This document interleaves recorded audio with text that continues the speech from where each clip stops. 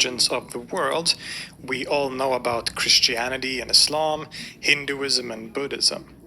These are traditions that have shaped our world to significant degrees and which still have billions of followers worldwide. But one religion that isn't as large today but might still represent one of the most influential and important religious traditions in history is Zoroastrianism. Being associated primarily with Iran and Central Asia and serving essentially as the state religion for some of the great Persian empires, Zoroastrianism also probably had a major influence on certain key features of the Abrahamic faiths. Many have, of course, heard about Zoroastrianism, but knowledge about the details of this religion is often very limited and shallow. People will maybe know that this is the religion that Freddie Mercury belonged to, or that it is a religion that has an essentially dualistic worldview, concerned with the fight of good against evil, light against darkness. This is all true, but there's so much of Zoroastrianism that most people aren't aware of. A long history of development with unique teachings that have, of course, evolved and changed over the centuries and millennia, but the core of which stretches back far into antiquity to some of the earliest religious literature in the history of the world. So in this episode, let's spend some time and dive deep into the fascinating and very important religion of Zoroastrianism.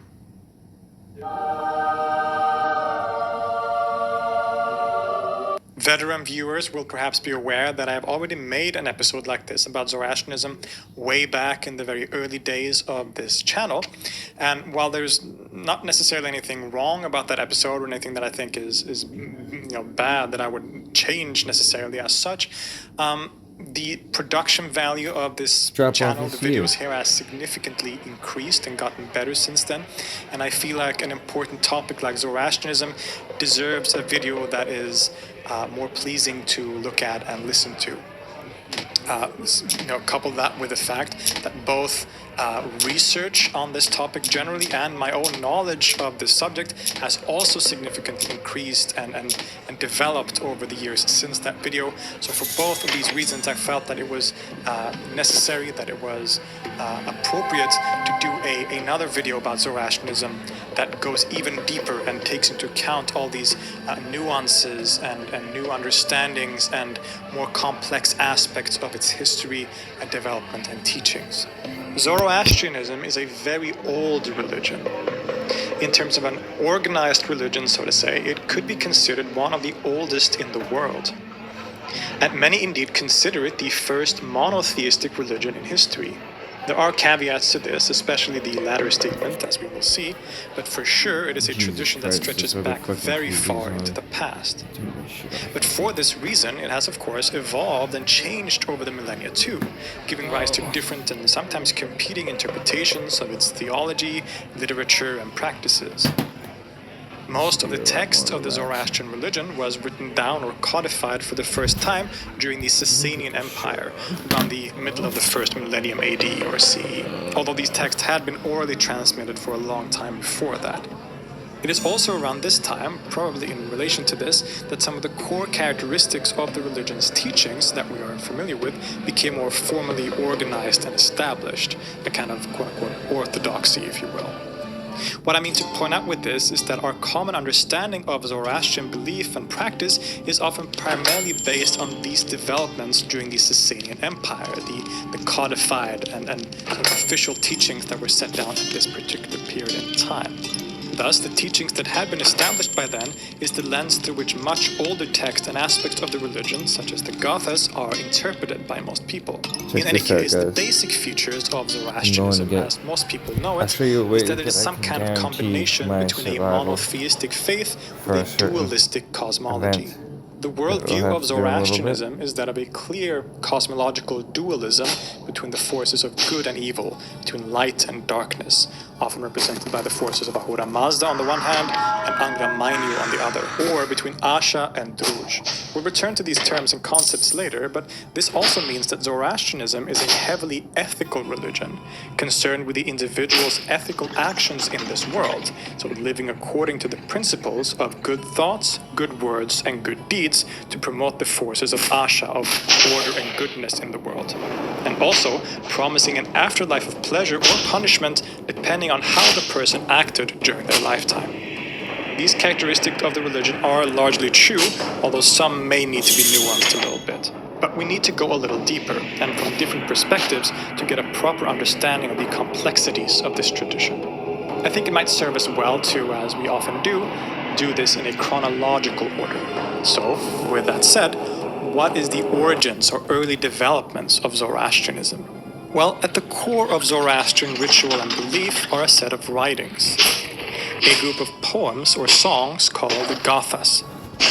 This, for all intents and purposes, is considered the oldest source and beginning of Zoroastrianism in some way.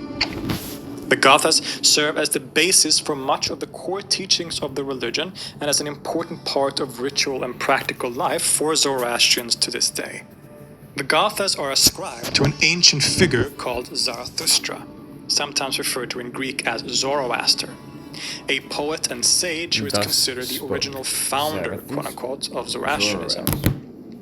Depending on who you ask, Zarathustra is described as a prophet, a poet, sage, a philosopher, or perhaps all of the above, but all agree that if he is a historical person, he is indeed a core figure for the formation and origins of the religion.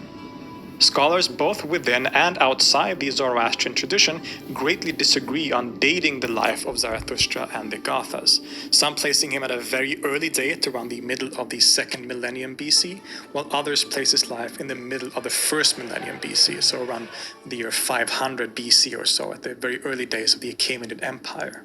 Based on the linguistic features of the Gathas themselves, the majority of scholars today, I would say, and I do tend to agree with them, favors the earlier date, thus placing the life of Zarathustra sometime around the year 1500 BC, give or take. This makes his poems or songs, the Gathas, roughly contemporary with the composition of the Rig Veda in the Vedic culture in India, making it some of the oldest religious and philosophical literature in the history of the world.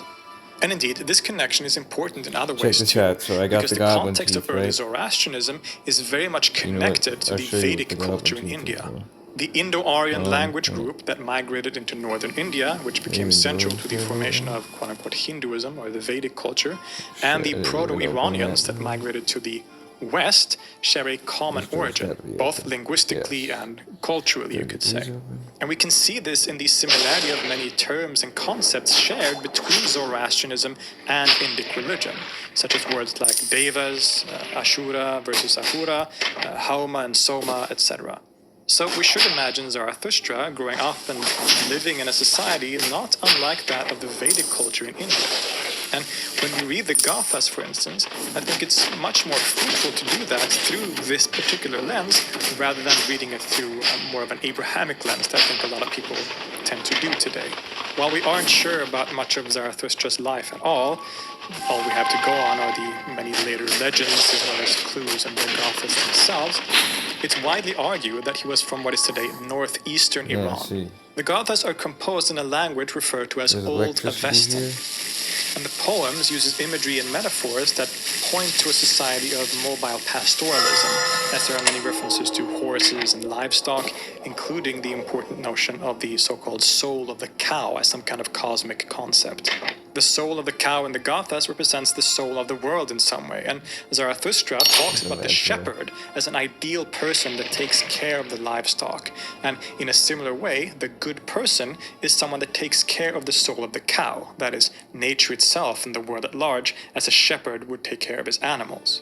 So Zarathustra figured in a mobile pastoral society with a religious tradition that was probably strongly related to the Vedic one, with a heavy focus on ritual and probably things like sacrifices and offerings, and an essentially polytheistic theology with many different gods or deities. Indeed, it seems that this culture shared certain gods with its neighbors in India, such as Indra and Vayu, among others. Although it's also interesting to consider that the terms for the gods are sort of reversed. So the good gods in India, in the Indic context, are referred to as the devas, whereas the asuras are the bad gods. In the Iranian context, it's reversed. So here, the asuras are the good gods, whereas the devas, as we will see, are a term that refers to evil spirits or evil gods. So in that way, they're reversed. But we can see still that this religious tradition was shared. They share a common ancestry, a common origin, and are very much like each other. Later legends about Zarathustra tell of how he was a priest of this older religion. Thus, he would have been in charge of performing rites and other related things. But as he traveled around the region, he was struck by the violence and unethical behavior of many of the people. Something was wrong, but he wasn't quite sure what it was or how to solve it. This is one of the key themes that we find in the Gathas when we read these texts that are attributed to Zarathustra. It is very much concerned with ethics and pointing out how leaders and people around the world, what was his world, which was, Iran at that time, were sort of corrupted and evil and egotistical, violent, all these things. This is a very common theme in these texts. But then something very dramatic happened, which would change his life, and if it is a historical event, change the course of the world.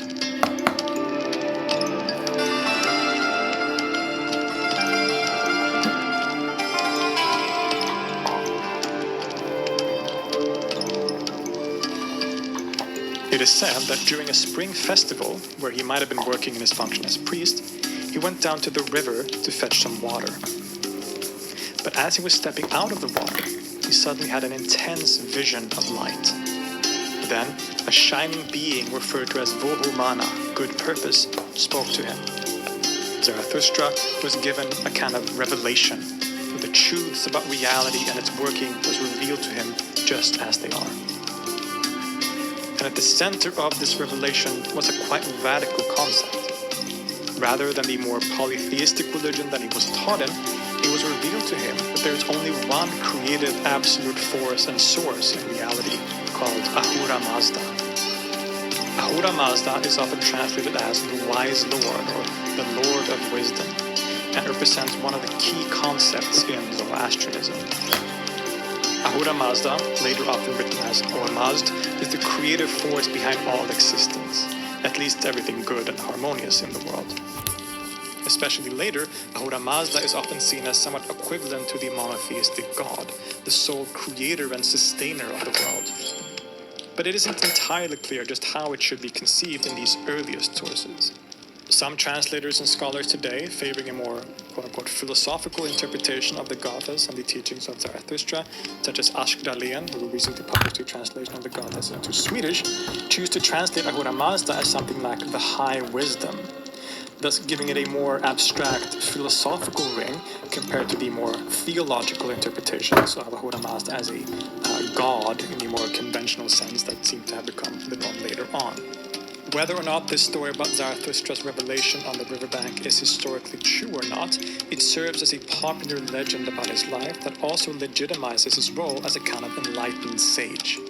But scholars are unsure of just how to categorize Zarathustra.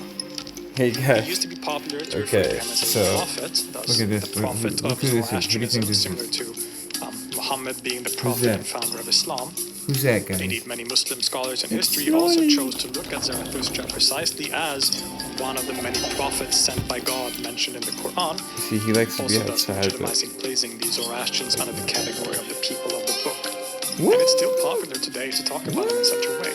But this might be a bit anachronistic in a way, reading his life through an Abrahamic lens, so to say. Perhaps he can better be compared to the rishis or sages of ancient India that originated the Vedas. Some, as we saw, also choose to categorize him as a philosopher, and this can have a significant impact on how we read the Gathas. I think what we can be most safe in claiming is that he was a poet, or a singer maybe. After all, the one probably direct source that we have of him is the Gathas themselves, a collection of poem songs. So clearly he was some kind of sage poet, blessed with unique insight into the workings of reality and the universe. There is a term in Old Avestan, which is used self-referentially in the Gathas themselves, called a mantram. This means something like a person that uses words like poetry to convey deep existential truths with clarity. I think this, if anything, is perhaps what we can most surely ascribe to Zarathustra, not least because it is a term that he seemingly uses for himself too. The insight that Zarathustra was given about reality, whether through the famous story at the riverbank or not, is what he expresses in the Gathas, and which serves as some of the most key aspects of Zoroastrian thought and belief. The Gathas also serve as the core of the wider corpus of Zoroastrian sacred scriptures known as the Avesta, which, aside from the Gathas, include many other texts such as the Yashts, or hymns to divine powers, the Vendidad, the Visperad, among many other texts. And these texts are all written in a language group or groups known as Old Avestan, which is from roughly 1500 to 1000 BC, and Young Avestan, which is from 1000 BC to around 500 BC. In general, these Zoroastrian scriptures are very varied, and new ones appeared as late as the Islamic period, around the 8th to 9th centuries AD. But the Avesta, the oldest and most important collection of sacred scriptures, which includes the Gathas, make up what we could consider the core of the tradition, and it was only transmitted orally until the first few centuries AD. While we should remember that Zoroastrianism, just like any religion, is a tradition that changed and evolved over the centuries and millennia. So the religion practiced by Darius, the Achaemenid emperor, was quite different in many ways from the religion practiced by the Sasanian empires a few centuries later. Still, if we look at these oldest sources and these texts, we might be able to reconstruct a kind of core set of teachings and characteristics that are true, for the most part at least, across the board for most of Zoroastrian history. So with this in mind, what can we say about the teachings of Zoroastrianism? I think we can begin by looking at the scriptures themselves. In fact, the very opening of the first Gatha or song ascribed to Zarathustra, where he says, quote, "In reverence for him with hands outstretched, first I wasn't supposed to open that yet, shit. Now, there's gonna be monsters in this room every time. Through truth, God damn it. O Asha, through whom you may gratify the Good thing I have intellect of something good that's healing thought me after and I the kill soul of the monsters. cow. If I didn't I have approach it, you with whatever, good this would be thought, a O thing of Mazda that. Ahura, so that you may grant me the blessings of the two existences, the material and that of thought, the blessings emanating from truth, with which you can put your supporters in comfort. I extol you as ever before, O truth, Asha, and good thought, Vuhumana, and Mazda Ahura, for all of whom right-mindedness increases also unfailing power. May you come to my cause for support. Inspired by good thoughts and being a witness for Mazda Ahura, I have in mind one soul for his commendation by my song, as well as the rewards for his actions. For as long as I can and I am able, I shall look out in my search for truth." Already in this opening of the Gathas, recited as a key part of the Zoroastrian liturgy, or yasna, we already have some clues to the key teachings of the religion. First of all, there is only one creative force, or God in reality, Ahura Mazda, the Lord of wisdom, who is called upon constantly in the text. He is the source of all good, all light, all creation and wisdom. This is why many have referred to Zoroastrianism as essentially monotheistic, or even the first monotheistic religion in the world. But things are also a lot more complicated than that, as we will see. Secondly, what lies at the very core of the Zoroastrian scriptures and teachings is essentially an ethical message. This is the key message that is hammered home again and again. Humans have free will, and there is a very clear idea of right and wrong, of good and evil. Indeed, inherent in this ethical message is a very strong dualism. This is not the mind-body dualism of Descartes or the horizontal dualism of certain strands of Platonism or, say, Christianity, but rather a vertical dualism. All of created reality is divided into truth and falsehood, into right and wrong, light and darkness. Both of the two worlds mentioned in the quote above, that of material and that of thought, are included in this dualism. So it's not a matter versus spirit situation as in Christianity, for example. On the one side, there is Asha, a concept meaning truth, or that which is right, real, or things like order and harmony. This can be compared to the Vedic idea of Rita, or perhaps even Ma'at in ancient Egyptian religion. The creation of Ahura Mazda is essentially good, beautiful, and harmonious. It is perfect because Ahura Mazda himself is perfect and good. Asha, or truth, is the principle of that goodness and order in the world, the way things are supposed to be, according to the wisdom of Ahura Mazda. But on the other side of the coin, there is also druj, which means the lie or deception. This is the very opposite of Asha, and it is conceived, at least in later Zoroastrianism, as a force that has been introduced to the perfect creation of Ahura Mazda from the outside, so to say. And the human being and all of creation is caught in this place that contains both good, the domain of Ahura Mazda and Asha, and evil, that of Druj and its forces. So our world of creation contains both good and evil, at least in this current state. These forces or concepts are often also personified in different ways, especially as we get into the younger Avesta and later Zoroastrian writings. In the Gathas themselves, it isn't always entirely clear how we should think of these concepts. Some readings by scholars such as John Kellens and the aforementioned Ashk-Dalen see much of these things as simply psychological and internal concepts and workings within the human person. The creation of Ahura Mazda is essentially good in its totality, but within the human soul there exist inclinations in two directions. On the one hand, there is Spinta Mainyu, often translated as beneficent inspiration or beneficent spirit, which leads you to work for the benefit of Asha and goodness, and almost as a kind of faculty of Ahura Mazda. And on the other hand, there is Angra Mainyu, the destructive spirit, that inclines to evil, deception, and destruction. However this oldest text should be interpreted, later Zoroastrian writings and teachings have a more cosmological perspective on this dualism.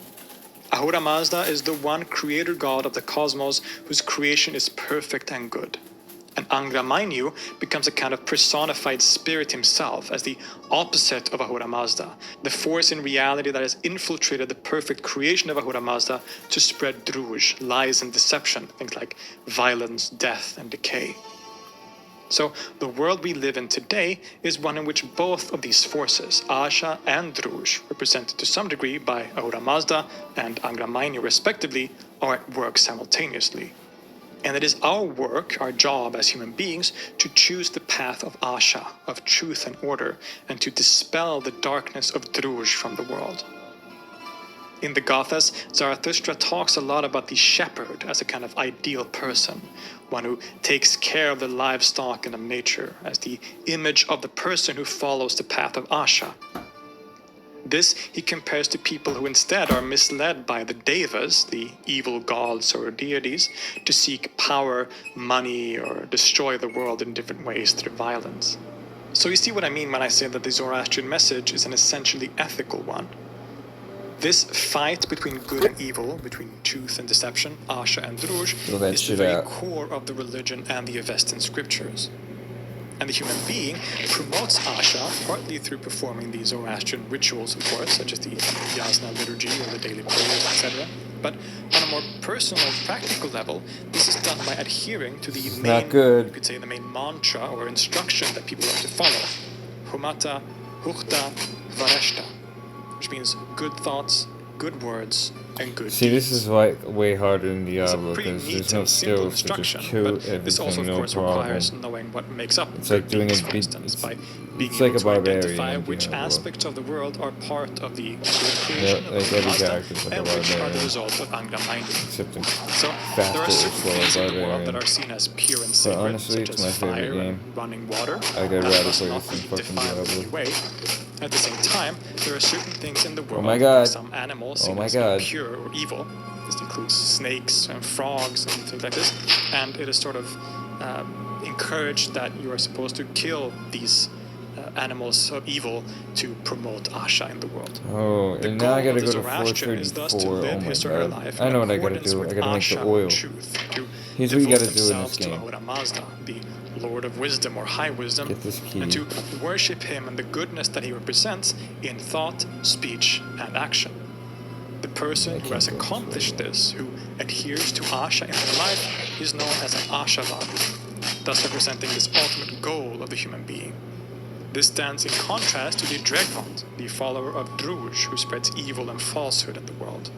In the Gathas, Zarathustra says, quote, I replied, firstly, I am Zarathustra, a veritable opponent of the evildoer, but a powerful friend of the good am I. So long as I can sing my songs of praise for thee, O Mazda, so long shall I strive to enlighten and awaken all to the realization of thy eternal dominion.